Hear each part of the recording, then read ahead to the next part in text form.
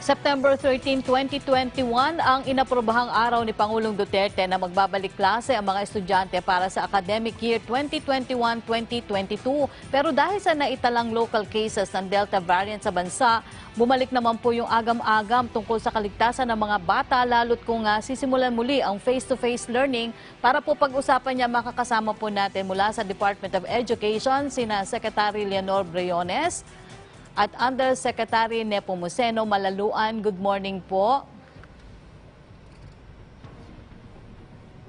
Good morning, Good morning, USec. Kasama ko din si Undersecretary Alain Pascua.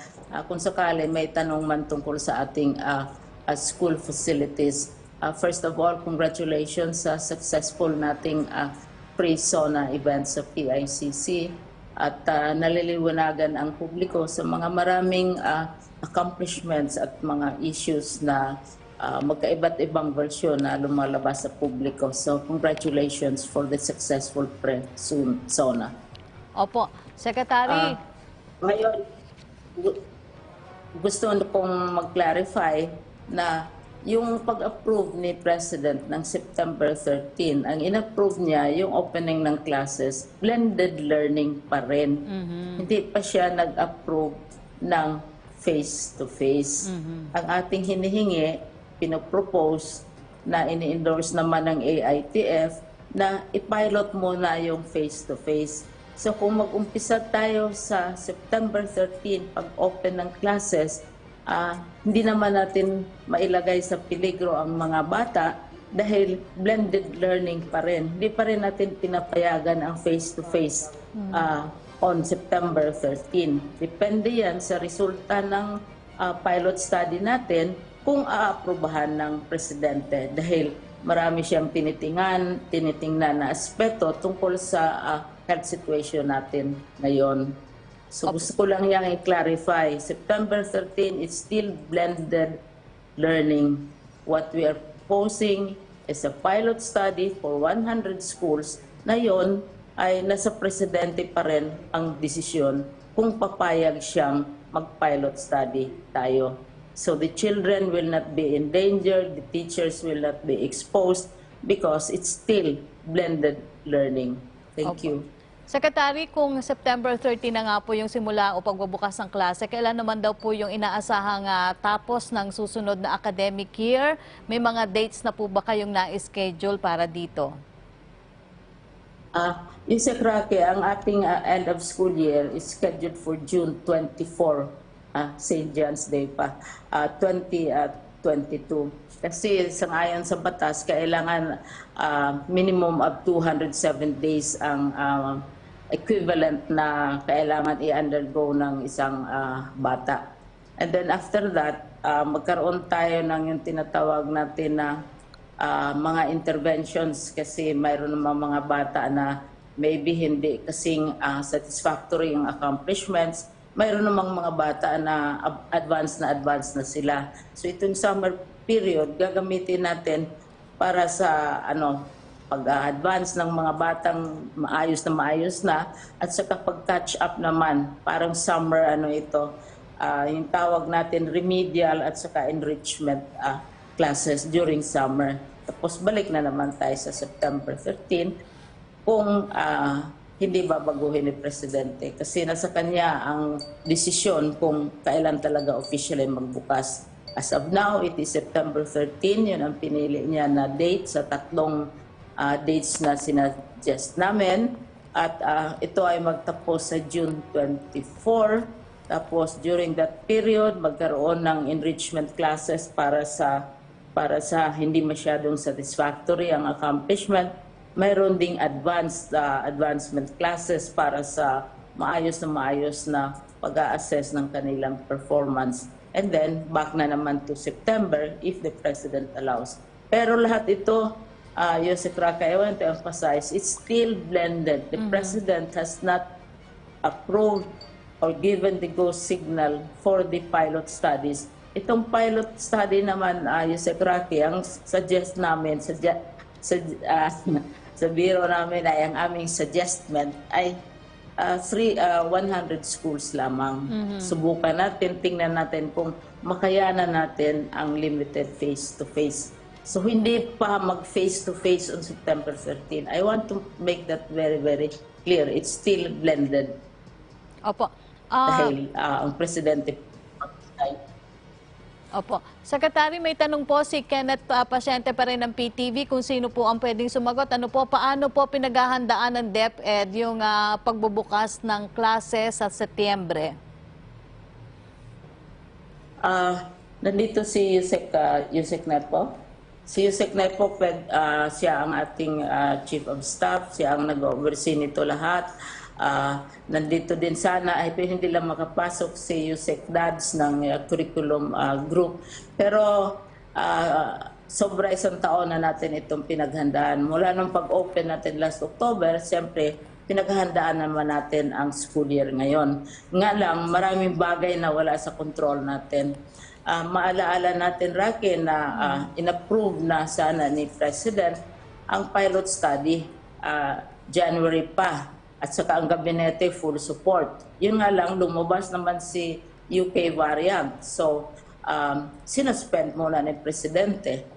And ang commitment ng ng ating vaccination team, yung ating anti-COVID team headed by Secretary Galvez, ang sabi naman niya, hahabulin nila na by August kung mas maraming bata na ang mabakunahan. But in the meantime, it's still blended dahil wala pang sinabi ang presidente kung mag-face-to-face. Opo. Pilot lang yung hinihingi namin. At, tanong pa rin po ni Kenneth Pasyente, kung sakali pong magbabalik ang face-to-face learning, 20 hanggang 30 students lang per classroom ang papayagan. Tama po ba ito? At ganito pa rin daw po ba yung ipapatupad kung sakali po? Depende kasi yan sa nandito si USec Alain, pwede siyang sumagot niyan. Depende sa level. Kung halimbawa kindergarten, mas maliit ang number of students relative, for example, to senior high school. Ang importante yung social distancing. Importante yung pag-wear ng mask. Ang importante na mayroong washing facilities, may tubig, may supply ng gamot. Yan lahat. Hindi basta-basta na magbukas kami automatically ng eskwelahan for face-to-face na sabihin natin kasama sa 100 schools. Kailangan handa din yung facilities ng DepEd. Pangalawa, papayag dapat ang local government. Pangatlo, papayag din ang parents. Kailangan may written consent ang parents. Pang-apat, yung mga nagsiserve, mga canteen, mga supplies, etc.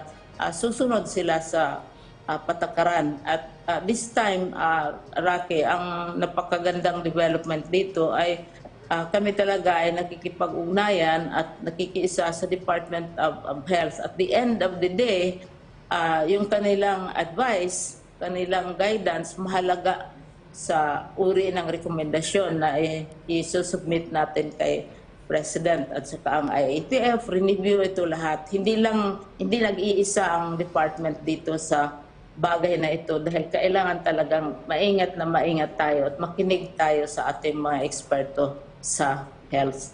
So I would like to ask USec Alain to explain kung ano yung ating expectations. Kaya hindi daw siya makapasok. Hindi makapasok yung aking mga undersecretaries, pero unang requirement yan, kailangan kung mag-face-to-face ang aming facilities ay appropriate at sumusunod sa patakaran ng AITF at ng Department of Health at saka sa expectations ng ating presidente kasi yun ang basihan. At saka ang local governments, kailangan din pumapayag sila dahil papasok tayo sa bahay nila, sa kanilang teritoryo at saka sila ay tumutulong talaga. So with their consent yan. Ang parents din, importante, mahalaga that they trust the school system. Mahalaga na we trust each other. Kasi alam naman natin na hindi lamang sa school, actually, virtually zero yung infection sa school level. Dahil hindi naman pumapasok yung mga bata So, mahalaga yung environment sa bahay, yung mga public transport services, etc. So, ingatan talaga natin. Kaya lililimit natin ito to only 100 schools kung magpa-pilot studies tayo. In the meantime, blended pa rin, Rocky. Opo, ang nakita ko sekretaryong kasama po natin ay si USec Nepomuceno. Ano po? Kung hindi man daw po sa darating na Sige, pasaukin natin siya. Opo. Kung hindi naman daw po sa darating na September, kailan nyo po nakikita nga pwede ulit i-recommendang ibalik ang face-to-face classes? Pwede pa daw po ba ito sa kalagitnaan ng school year kung maabot yung population protection? Tanong po yan ni Vic Tahod ng DZAR 1026 Sunshine Radio.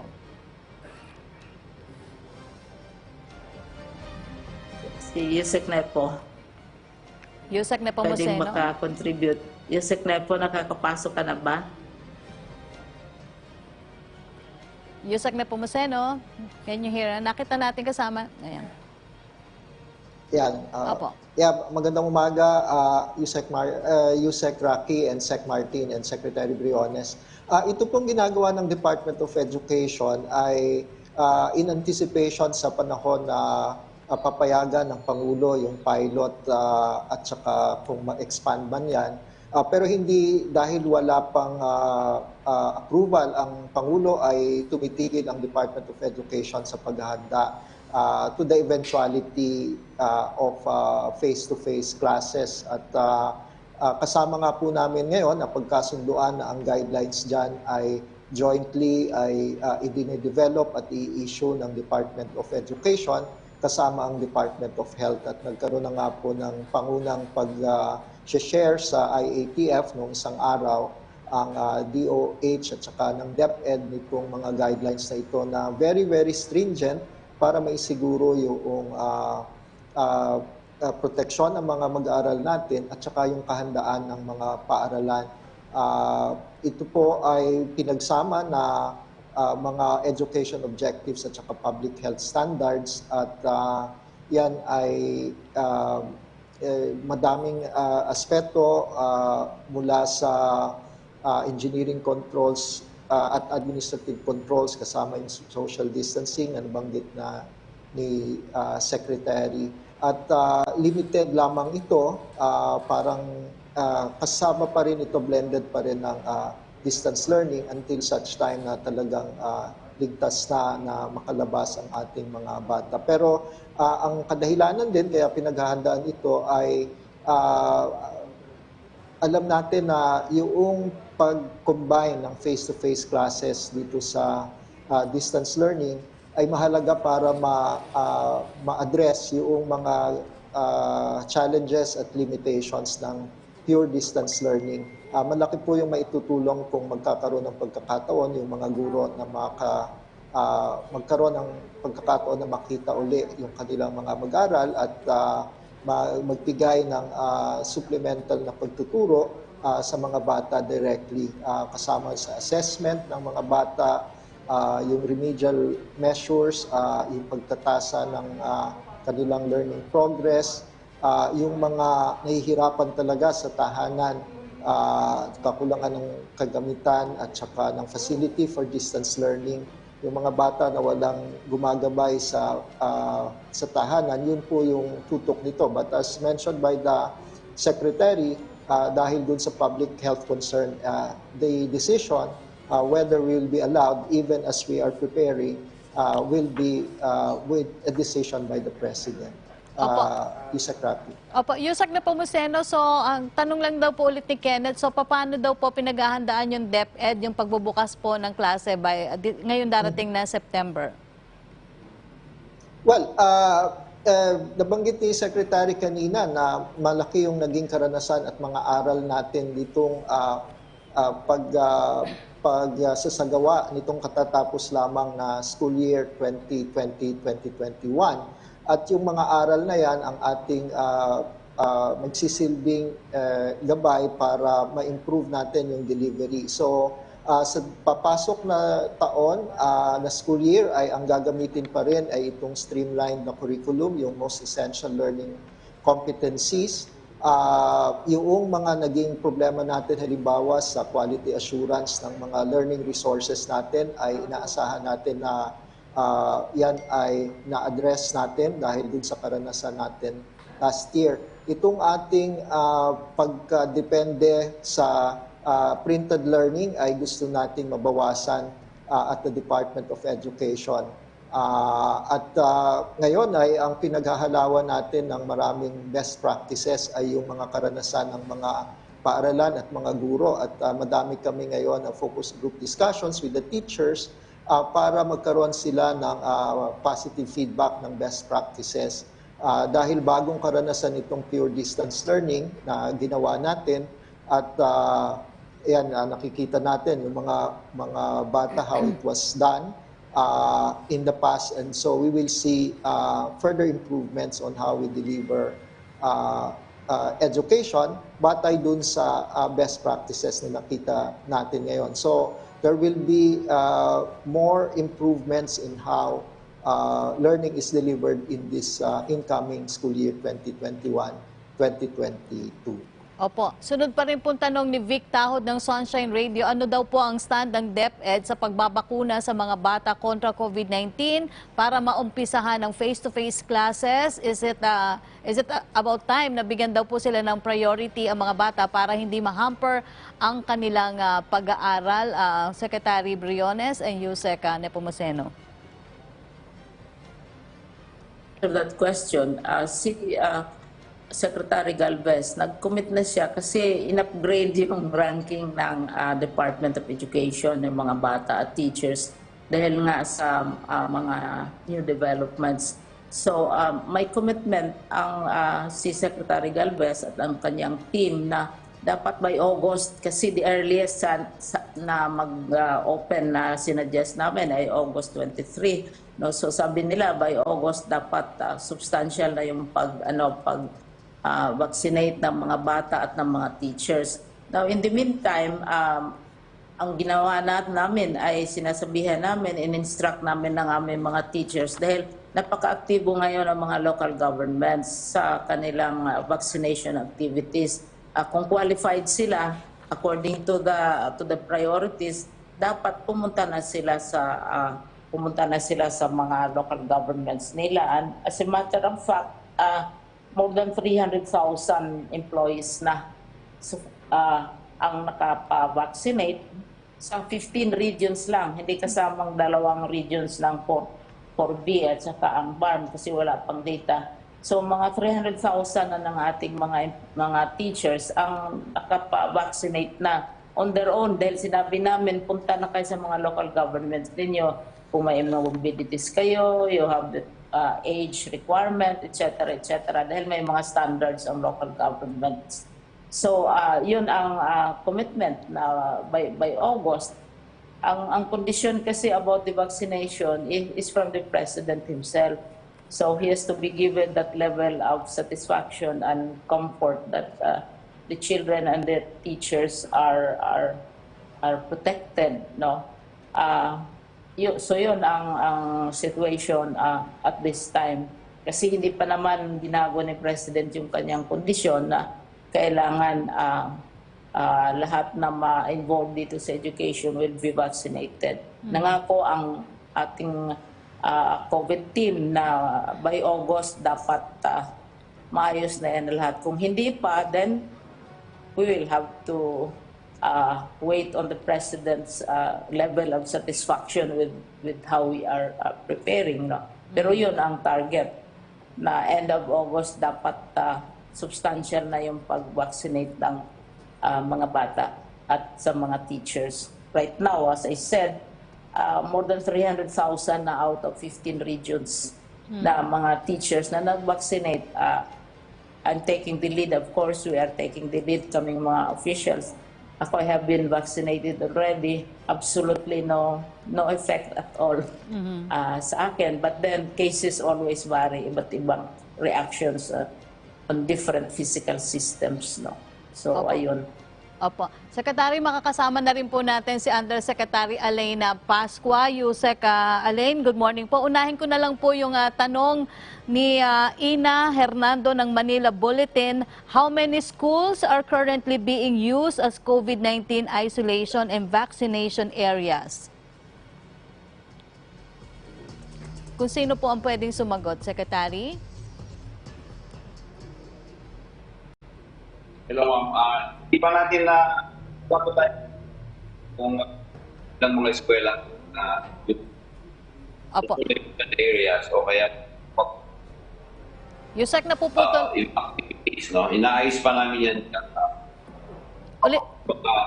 Within the day, makakuha kami ng exact number ngayon.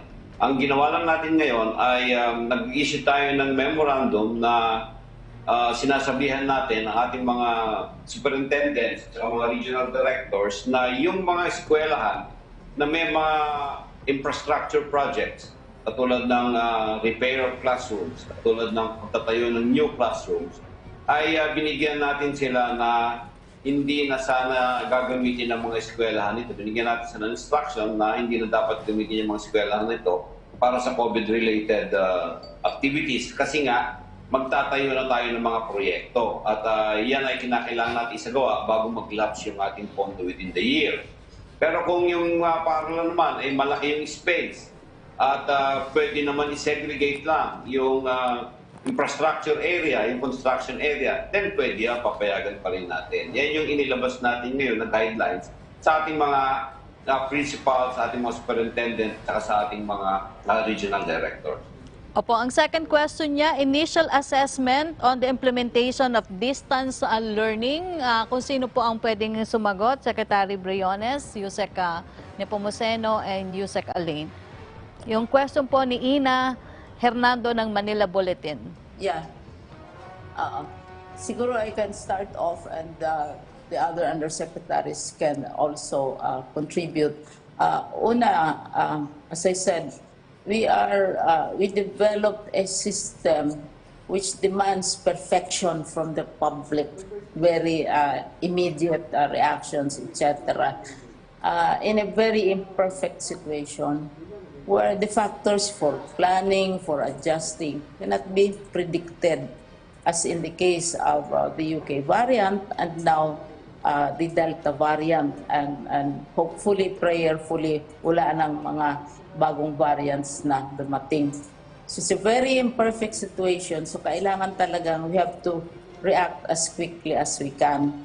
So we are not saying that we came out with a perfect answer to an imperfect situation and perfect expectations from the public who want perfection from us. So that's that has to be given emphasis.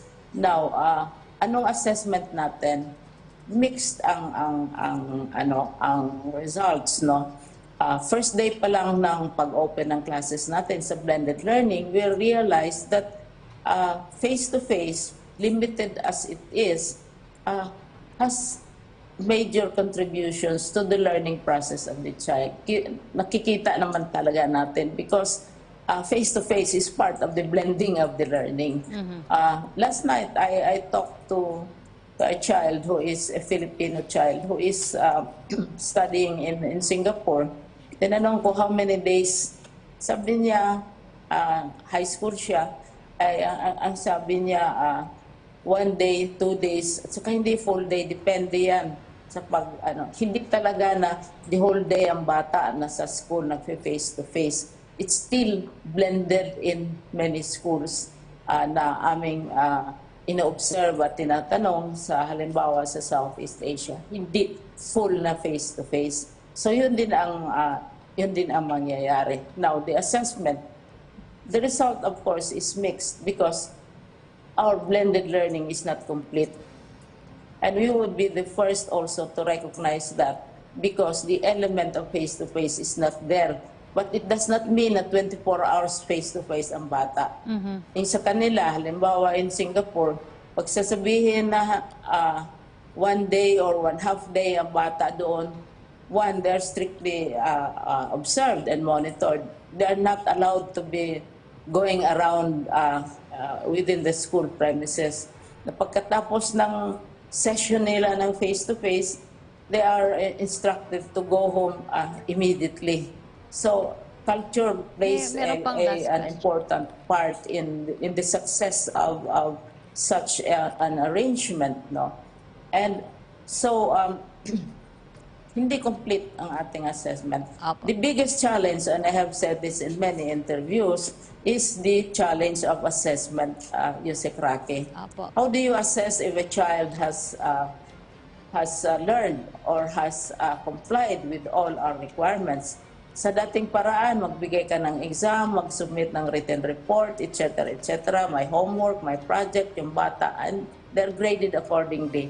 Pero under blended learning, that is not very easy, and that is not convenient as well. So we are paying attention to the assessment side of a child's performance. But at the same time, this summer, after the close of the academic school year, we're going to have enhancement sessions for those we think need more help, or because there are also parents who also need help.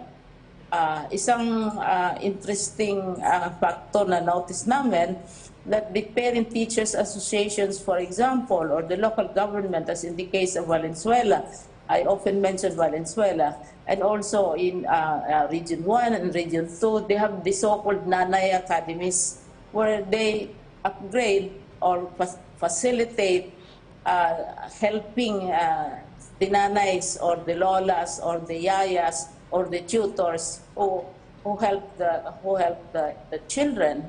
I know certain institutions who provide schooling for the yayas because they also recognize the fact that yayas tutor the children if the parents are not available.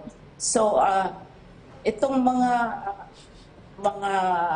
factors na ito, yun, can help towards the learning process for the child.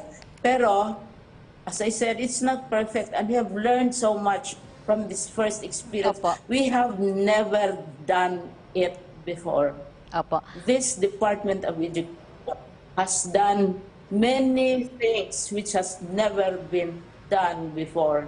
And so we report, we seek advice, and we are given feedback. We take it very seriously kasi learning process natin, hindi lang sa DepEd, but for everybody as well. And Opo. kung maghahanap tayo ng area na challenging, for me, it's the assessment side, aside from many other factors which have come out because they were not predicted. Opo. Okay. Siguro si Secretary Briones, panghuli na lamang po, tanong po ni Celerina Monte ng Manila Shimbun, ilang mga bata po ba ang target na ma-vaccinate at anong mga edad nila by end of August? At yung daw pong binanggit yung 300,000 na na-vaccinate na sa education center, out of how many po ang target po ba? Well, if you go by the expectations of the President, he expects all those who are involved in the education process to be vaccinated, and we encourage. And of course, we are also aware that the constitutional rights of our citizens are being claimed by them. That it is a voluntary act on their part. Kaya what we try to do is to convince them. Narinig naman ninyo mga sinasabi ng mga hospitals, mga doctors, the various departments na ini-encourage pero hindi sinasabing mandatory yan, because right now it is the policy is that it has to be voluntary. So we have that kind of campaign as well. Opo. Opo. Si Secretary Galvez, hopefully, makover on their own voluntarily ng mga teachers at saka yung mga bata. Saka the parents also, malaki ang papel ng parents. Opo. And the local governments as well. Opo. Because this is the subject of so much debate, public debate in social media. Okay. Secretary We are Briones. all hoping na sila lahat Opo. magpa-vaccinate. Opo. So that the children will not be harmed, or they themselves will not be harmed. Opo. Secretary Briones, kami po ay nagpapasalamat sa inyong panahon. Kasama na rin po si USec Nepomuceno Malaluan, Undersecretary Alain Pascua, at maging si USec Diosdado San Antonio na nasa kabilang linya rin po, Secretary Leonor Briones. Maraming salamat po. Mabuhay po kayo at ingat po kayo. Maraming salamat sa tulong. Maraming salamat sa tulong sa pag-inform ng publiko kung ano ang nangyayari sa edukasyon. Maraming salamat. Salamat.